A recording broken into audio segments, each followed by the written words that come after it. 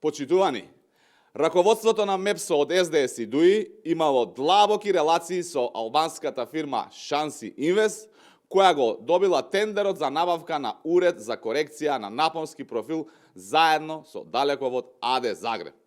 Мелаим Адеми, кој бил раководител на комерцијален сектор во МЕПСО, кога Шанси Инвест го добила тендерот, своевремено бил управител на подружница на Шанси Инвест во Скопје. Јавното обвинителство треба веднаш да отвори постапка за оваа набавка и да ги испита сите докази. Дали Шанси Инвест е фирма која е параван за наплата на функционери на СДС и ДУИ? Колку пари од МЕПСО завршиле на сметката на Шанси Инвест, која буквално нема никаква додадена вредност во набавката, освен штанцање на фактури кон МЕПСО за наплата, пред да префрли пари на фирмата производител?